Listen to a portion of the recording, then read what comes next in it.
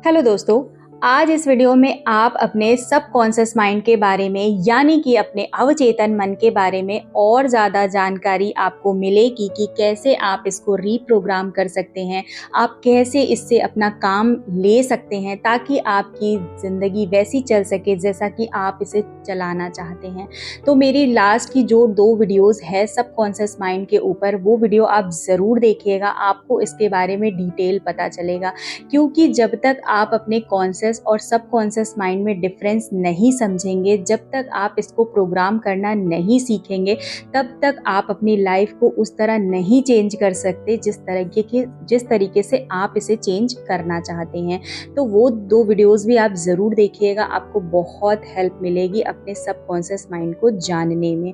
तो चलिए बस आज उसी बात को आगे बढ़ाते हैं, आपके सबकॉन्शियस माइंड के बारे में आपको और जानकारी देते हैं ताकि आप इससे अपना काम निकलवा सकें।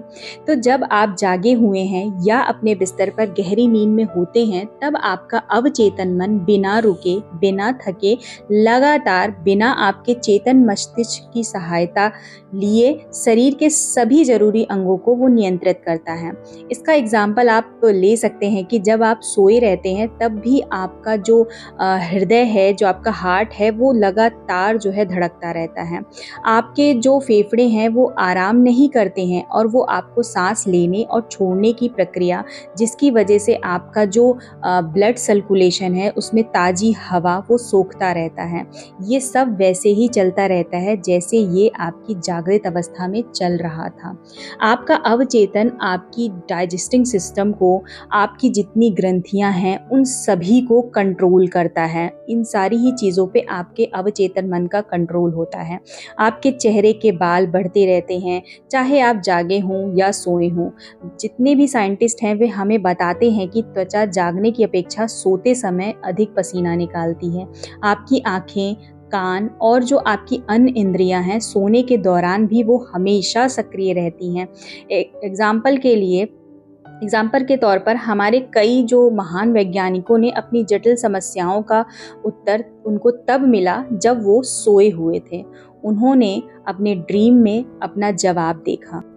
तो इसी तरीके से अगर आप भी कोई उलझन में हो या फिर आप किसी परेशानी में हो, तो रात में सोने से पहले उस चीज़ को रिव्यू करिएगा और अपने सबकॉन्शियस माइंड से ये कहिएगा कि आपको इस समस्या का समाधान नहीं मिल रहा है या फिर आप किस रास्ते पे जाएं, आपको वो नहीं समझ में आ रहा है, तो उसका उत्तर दें। तो आपका सबकॉन्शियस माइंड जो है वो आपको दिशा दिखाएगा, किसी भी तरीके से दिखा सकता है या फिर आपको ड्रीम में दिखा सकता है या किसी साइन के थ्रू दिखा सकता है। वो आपको रास्ता ज़रूर दिखाएगा कि आपके लिए क्या सही है, लेकिन वो रास्ता आपको तभी मिलेगा जब आप अपने सबकॉन्शियस माइंड को रीप्रोग्राम करेंगे, जब आप इसके बारे में थोड़ा सा और जानेंगे और जानकारी लेंगे, तब आपको संकेत मिलने लग जाएंगे कि आपके लिए क्या सही है और क्या गलत है।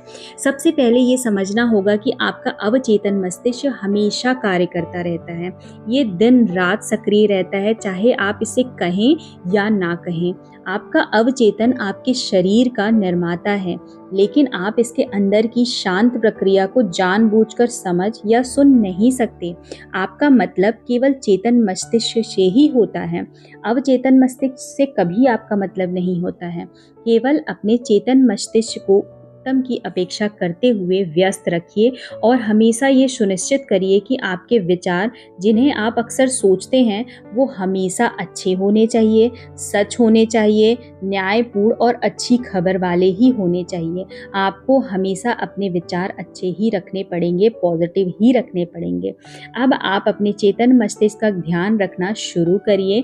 अपने दिल और दिमाग में आप जानते हैं कि आपका अवचेतन हमेशा आपकी आदत के अनुसार वो चीज़ें अभिव्यक्त करता है। मैंने आपको पहले भी पिछले वीडियोस में भी बताया कि अगर आप घर में अस्त व्यस्त रहते हैं या फिर आप अपने घर को ही अस्त व्यस्त रखते हैं, तो ये आपके सबकॉन्शियस माइंड को मैसेज जाता है कि आपको इसी तरीके से अस्त व्यस्त लाइफ ही पसंद है, तो वो आपकी ज़िंदगी में आगे वही मैनिफेस्ट होने वाला है।